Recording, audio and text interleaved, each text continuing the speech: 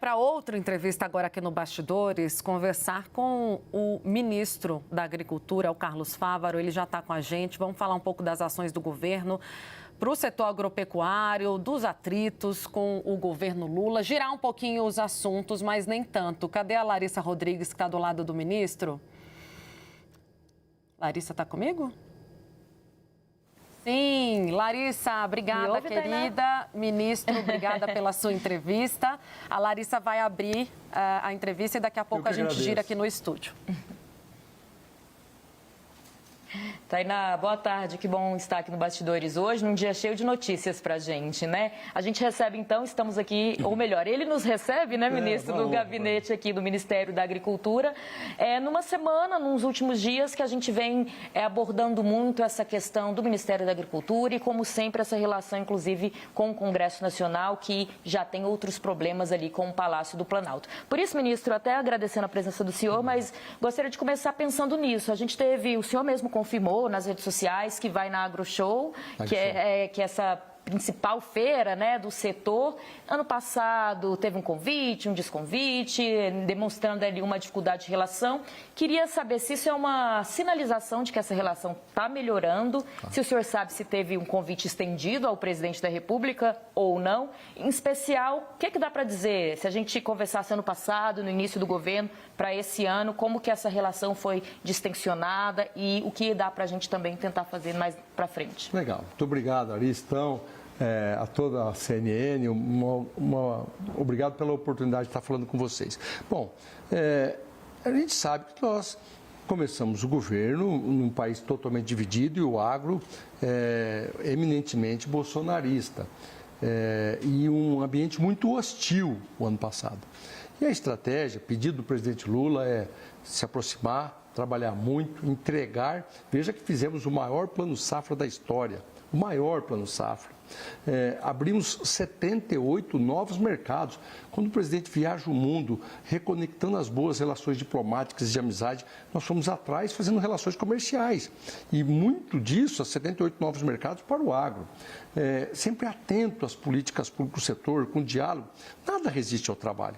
E aí as coisas começam a evoluir, o diálogo, ver que o resultado começa a acontecer, das dificuldades, o governo está pronto, está do lado.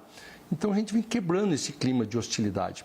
Ainda quando do episódio do ano passado, da AgriShow, eu jantei com alguns diretores das associações que são organizadores da feira e vieram, me mostraram. O presidente Lula foi em vários eventos, com o governo 1 e 2, com ministros, e naquele momento convidaram, falaram com ele, já convidaram para esse ano estarmos juntos.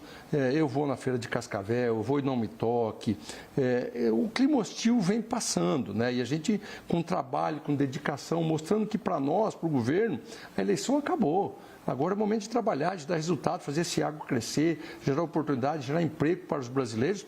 E depois, na eleição lá em 2026, dentro da democracia, cada um escolhe o seu candidato, vota, apoia, dentro da legalidade, financia, né? Tudo certo. Agora é hora de trabalhar e dar resultado. Mas mesmo com essas recém-crises ali, em especial a gente joga para o Congresso Nacional, que tem uma frente, né? Uma das principais frentes ali, a FPA, que é a frente realmente voltada, que reúne dentro do Congresso Nacional o pessoal do agro. A gente teve a questão de alguns vetos ali, em especial da questão da demarcação, dos peticidas. Mas veja, é legítimo, é dentro da democracia.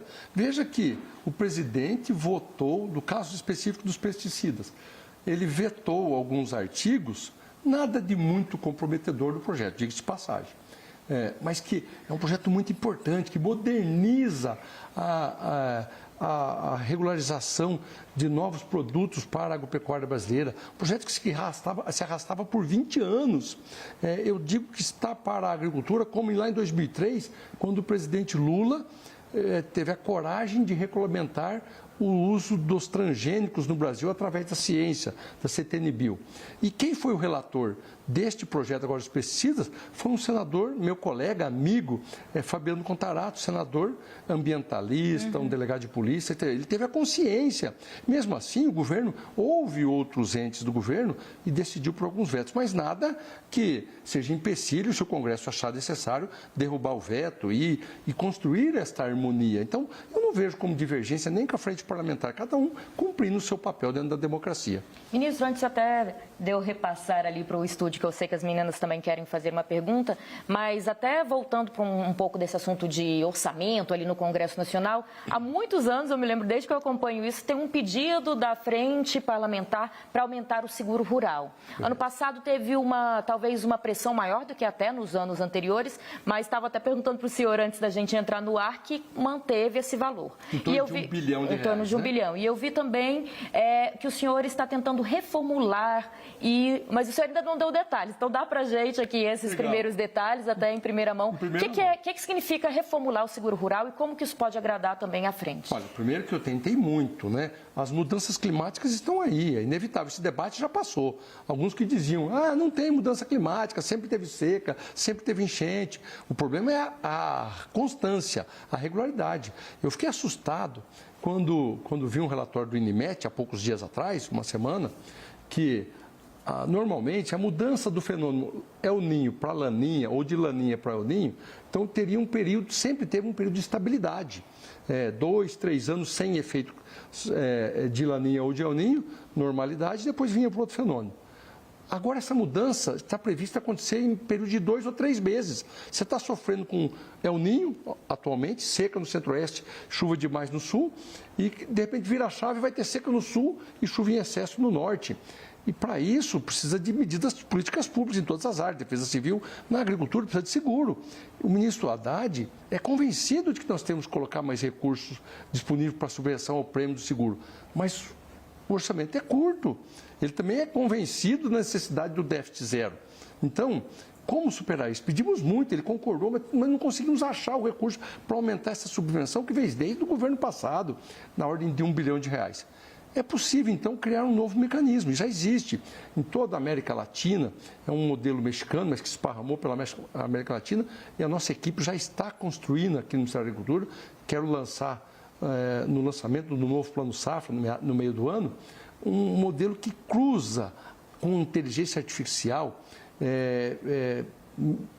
programas que conseguem detectar previsão meteorológica com tecnologia de plantio, para que não se plante essa variedade neste período, porque lá no enchimento de grãos nós temos uma previsão de seca e vai comprometer essa safra. Se você plantar uma variedade com um ciclo mais longo ou sair dessa data prevista de plantio, eu te faço uma apólice mais barata, porque você vai sair do risco. Inteligência artificial. Entendeu? Só um exemplo, tem muita coisa dentro desse programa, dentro desse mecanismo, com inteligência artificial, com tecnologia, com cruzamento de informação, que pode baratear a apólice e a gente fazer render este R$1 bilhão que tem para a subvenção de prêmio e cobrir a maior área possível e trazer estabilidade no campo. Tainá, o ministro consegue te ouvir, se tiver uma pergunta para ele também? Ministro, sim, eu quero aproveitar a notícia do dia para lhe pedir uma avaliação, porque na política há um certo estresse pelo silêncio da cúpula do Congresso Nacional. O seu colega de partido, Rodrigo Pacheco, que é hoje o presidente do Senado, emitiu uma nota, mas em resposta ao que havia dito Valdemar Costa Neto, criticando, pelo que considerou uma inação em relação à operação, não só essa, mas também aquela que atingiu um outro parlamentar na semana passada, os dois da oposição. A gente sente que há um certo incômodo, tanto no Senado quanto na Câmara dos Deputados, com os presidentes das duas casas. O senhor é senador licenciado. O senhor acredita que deveria haver um posicionamento da cúpula do Congresso em casos como esse ou não? Olha, primeiro eu acabei... todas as informações sobre as operações de hoje eu estou recebendo por vocês, pela imprensa. Quando a equipe chegou aqui, eu estava assistindo o programa com vocês sobre o caso. Eu fico surpreso e até estarrecido em ver a máquina pública sendo utilizada de forma grotesca. Chega a ser medíocre a forma de usar a máquina pública para interceptar parlamentares, autoridades. E isso precisa de respostas para o fortalecimento da nossa democracia. O poder deve ser utilizado por bem, de forma respeitosa e cumprindo a Constituição. Eu entendo que incomoda muito o Congresso Nacional incomoda muito as autoridades, mas eu percebo até serenidade. A falta, como você diz, que estão um pouco ainda quietos sobre o assunto, eu imagino, tá? Não conversei com ninguém, estou dando a minha opinião pessoal, é aguardar as investigações avançarem para que possamos ter posicionamentos claros com o devido esclarecimento e a certeza dos fatos. A Thaís Arbex também tem uma pergunta, ministro. Thaís.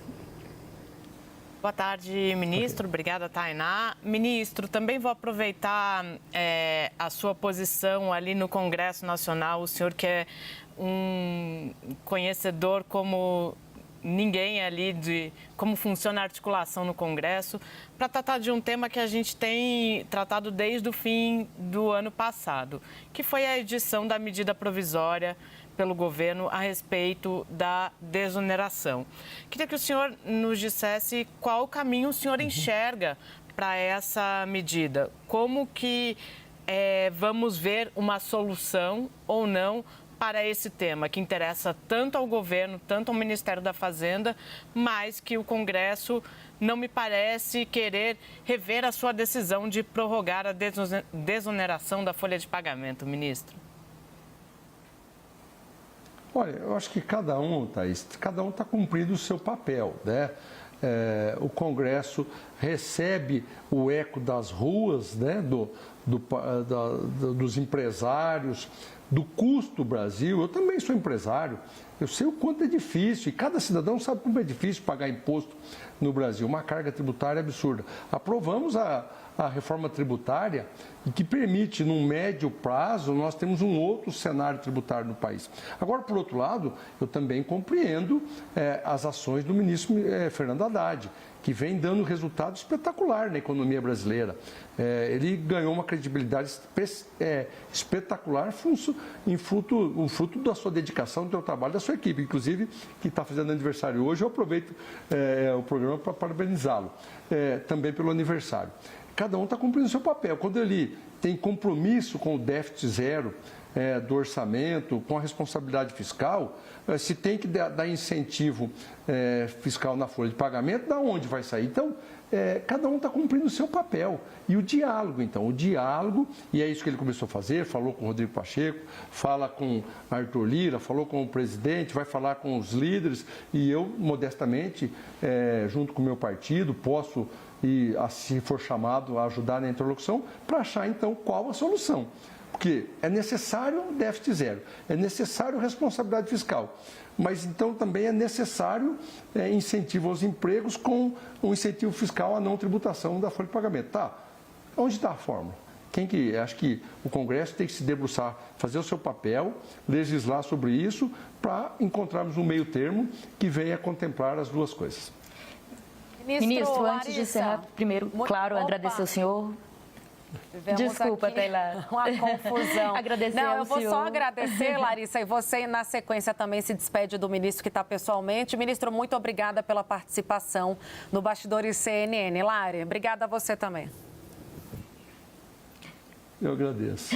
Só um último detalhe, Tainá, que o ministro até estava falando com a gente aqui nos bastidores. Ministro, a gente sabe que está tendo muita queda na questão de negociação de algumas commodities, soja, café, milho, né? E uma promessa, ou melhor, até uma cobrança para o que o governo pode oferecer para esse produtor, talvez uma renegociação de dívida, empréstimos. O que dá para... Eu sei que é uma pergunta longa, mas resumidamente, o que o senhor pode dizer para a gente? O cenário não é um cenário bom, 2024, intempéries climáticos, seca em umas regiões que atrapalhou a produção, chuva de excesso em outras e estoques altos. Como que acontece isso? Claro, a Argentina teve uma safra muito ruim em 2023 e agora tem uma safra excepcional. Então, os estoques finais serão grandes e então os preços serão achatados. Preço achatado com produção baixa no Brasil. É a expectativa de crise.